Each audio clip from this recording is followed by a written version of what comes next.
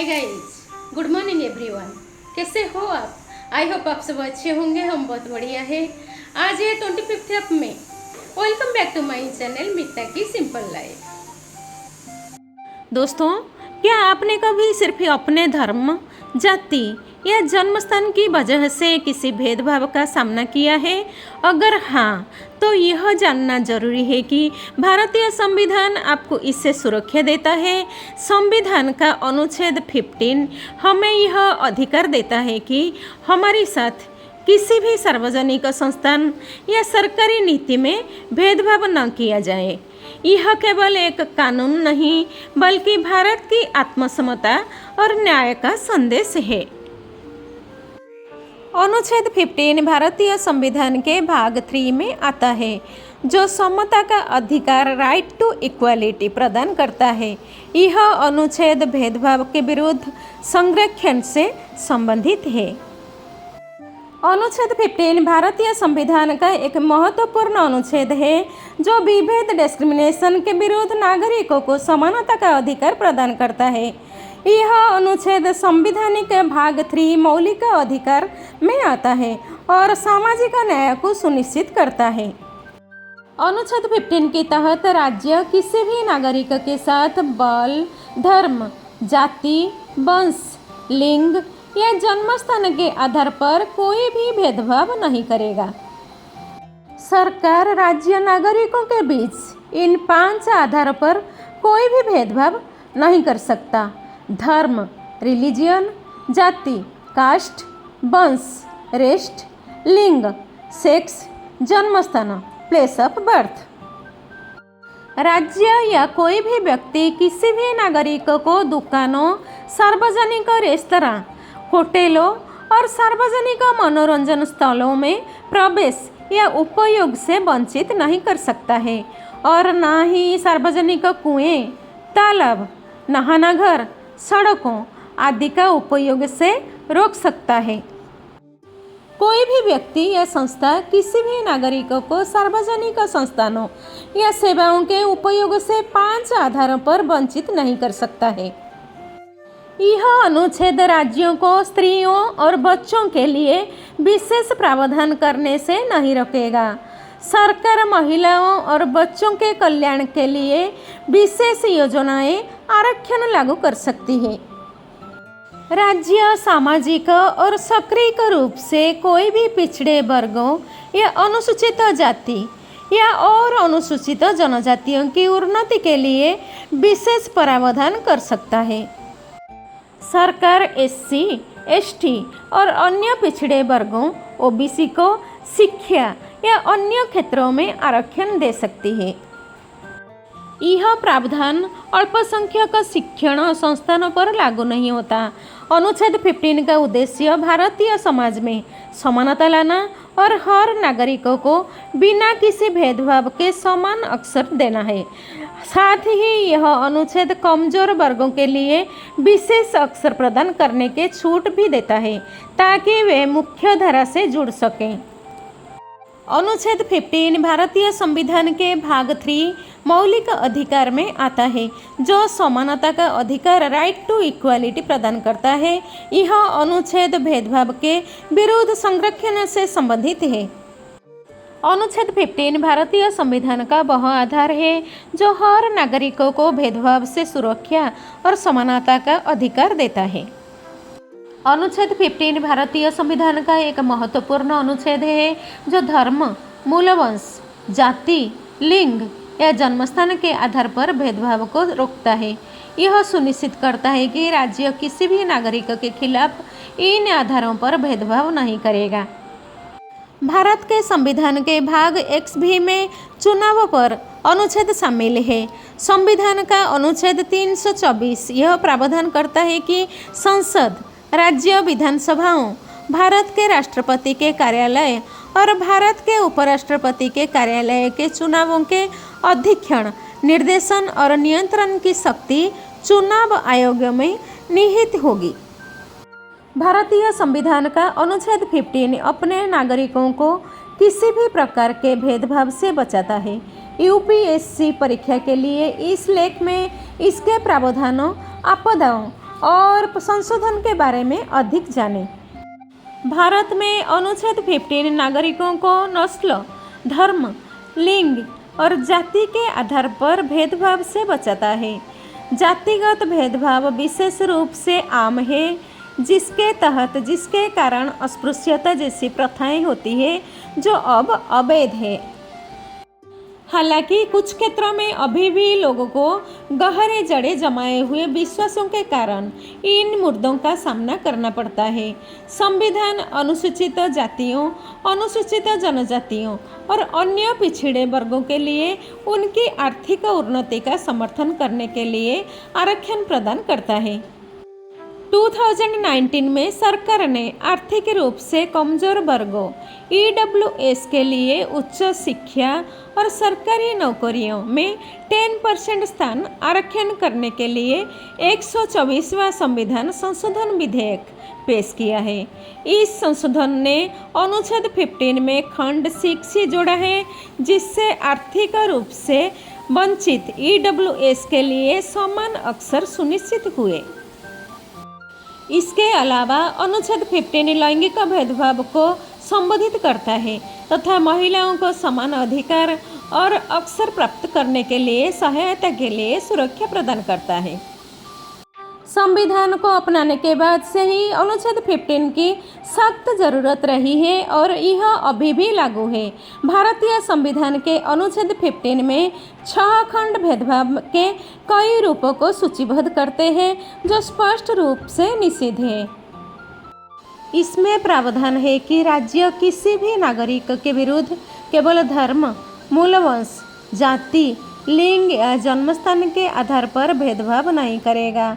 इसमें कहा गया है कि किसी भी नागरिकों को केवल धर्म, मूलवंश, जाति, लिंग या जन्मस्थान के आधार पर किसी भी प्रकार की अक्षमता, दायित्व, प्रतिबंध या शर्त के अधीन नहीं किया जाएगा। दुकानों, सार्वजनिक रेस्तरां, होटलों और सार्वजनिक मनोरंजन स्थलों तक पहुँच, कुओं, तालाबों, स्नानघाट, राजमार्ग और सार्वजनिक रिसोर्ट स्थानों का उपयोग जो पूर्णतः या आंशिक रूप से राज्य वित्त पोषण द्वारा समर्थित है या अध्यापक सार्वजनिक उपयोग के लिए है। अनुच्छेद 15 राज्य महिलाओं और बच्चों के लिए कोई विशेष प्रावधान कर सकता है। उदाहरण के लिए बच्चों को मुफ्त शिक्षा देना या स्थानीय परिषदों में महिलाओं के लिए सीटें आरक्षित करना। रेवती बनाम भारत संघ AIR 1998 में सुप्रीम कोर्ट ने कहा कि इस खंड में प्रयुक्त शब्द के लिए से संकेत मिलता है कि राज्य महिलाओं और बच्चों को विशेष वरीयता दे सकते हैं, जबकि उनके साथ कोई भेदभाव नहीं किया जा सकता। राज्यों को नागरिकों के किसी भी सामाजिक और शैक्षणिक रूप से पिछड़े वर्ग या अनुसूचित जातियों और अनुसूचित जनजातियों की उन्नति के लिए कोई विशेष प्रावधान करने की अनुमति है। उदाहरण के लिए सार्वजनिक शैक्षणिक संस्थान फीस से छूट या सीट आरक्षण की पेशकश कर सकते हैं। यह प्रावधान 1951 के पहले संशोधन अधिनियम द्वारा जोड़ा गया था। अनुच्छेद 15 राज्यों को नागरिकों के किसी भी सामाजिक और शैक्षणिक रूप से वंचित वर्ग के उत्थान के लिए कोई विशेष व्यवस्था करने का अधिकार है। साथ ही अनुसूचित जातियों और अनुसूचित जनजातियों के लिए निजी शैक्षणिक संस्थानों सहित शैक्षणिक संस्थानों में उनके प्रवेश के संबंध में चाहे राज्य उन्हें सहायता प्रदान करे या नहीं, अल्पसंख्यक शैक्षणिक संस्थान इसके अपवाद है। 93वें संविधान संशोधन अधिनियम 2005 द्वारा इसे जोड़ा गया। 93वें संविधान संशोधन अधिनियम 2005 को अशोक कुमार ठाकुर बनाम भारत संघ 2008 के मामले में सर्वोच्च न्यायालय द्वारा वैध माना गया। अनुच्छेद 15 राज्यों को नागरिकों के आर्थिक रूप से कमजोर वर्गों की उन्नति के लिए कोई विशेष प्रावधान करने का अधिकार है। इसके अतिरिक्त राज्यों को अल्पसंख्यक शिक्षण संस्थानों को छोड़कर निजी शिक्षण संस्थानों सहित शिक्षण संस्थानों में प्रवेश के मामले में इन वर्गों के लिए 10% तक सीटों की आरक्षण का प्रावधान करने की अनुमति है, चाहे वे राज्य द्वारा सहायता प्राप्त हो या गैर सहायता प्राप्त। वर्तमान आरक्षण के अतिरिक्त 10% तक का यह आरक्षण दिया जाएगा। पारिवारिक आय और आर्थिक रूप से वंचित अन्य सूचकांकों के अनुसार राज्य समय समय पर आर्थिक रूप से कमजोर क्षेत्रों को इस कारण से अधिसूचित करेगा। 2019 के 103वें संशोधन अधिनियम में इसे जोड़ा गया है। अनुच्छेद 15 को प्रभावी करने के लिए केंद्र ने केंद्रीय शैक्षिक संस्थान प्रवेश में आरक्षण अधिनियम 2006 पारित किया, जिसने आईआईटी और आईआईएम सहित सभी केंद्रीय उच्च शिक्षण संस्थानों में अन्य पिछड़ा वर्ग ओबीसी के आवेदकों के लिए 27% कोटा निर्धारित किया। यहाँ यह ध्यान दिया जाना चाहिए कि निम्नलिखित विभिन्न श्रेणियों के लोगों के बच्चे ओबीसी में क्रीमी लेयर के अंतर्गत आते हैं और इसलिए उन्हें कोटा का लाभ नहीं मिलेगा।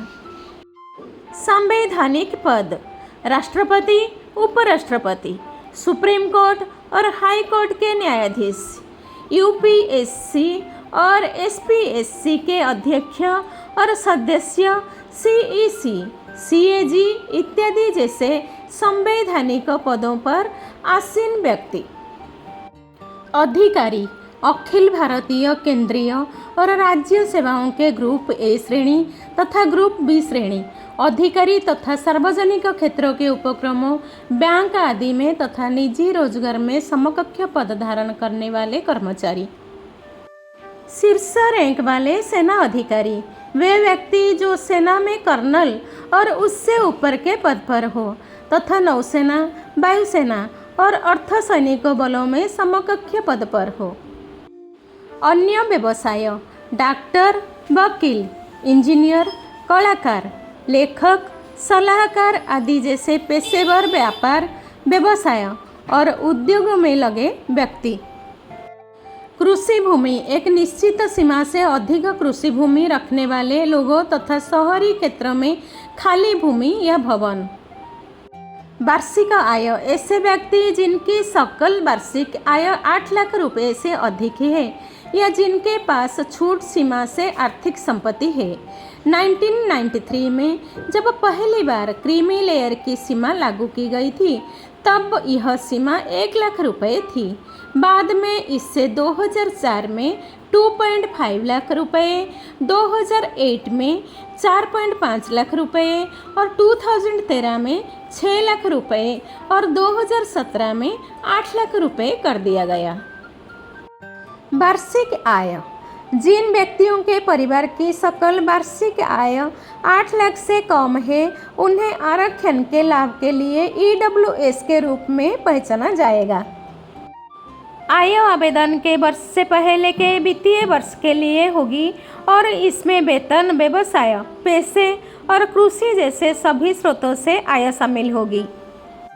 संपत्ति का कब्जा ऐसे व्यक्ति जिनके परिवार के पास निम्नलिखित में से कोई भी संपत्ति है उन्हें पारिवारिक आय पर ध्यान दिए बिना ईडब्ल्यूएस के रूप में पहचान जाने से बाहर रखा जाएगा। पहला 5 एकड़ और उससे अधिक की कृषि भूमि, दूसरा 1000 वर्ग फीट और उससे अधिक का आवासीय फ्लैट, तीसरा अधिसूचित नगर पालिकाओं में 100 वर्ग गज और उससे अधिक के आवासीय भूखंड। अनुच्छेद 15 हमें केवल अधिकार नहीं देता बल्कि एक जिम्मेदारी भी सौंपता है कि हम स्वयं भी किसी के साथ भेदभाव न करें और एक समतामूलक समाज के निर्माण में योगदान दें। एक सशक्त लोकतंत्र तभी संभव है जब उसके हर नागरिक को समान अधिकार, समान और अवसर मिले। आइए हम सब मिलकर इस संवैधानिक मूल्यों को न सिर्फ समझें बल्कि अपने जीवन में अपनाएं। आज का वीडियो आपको कैसा लगा कमेंट में ज़रूर बताइए। आप कौन सा स्टेट से देखते हो, कौन से सिटी से देखते हो, कौन से डिस्ट्रिक्ट से देखते हो, कमेंट में ज़रूर बताइए ताकि मैं आपको धन्यवाद दे सकूँगी। आज के ब्लॉग में बस इतना ही, मिलते हैं आपसे नेक्स्ट ब्लॉग में। Till then like share subscribe to my channel. Lots of love, take care, bye bye.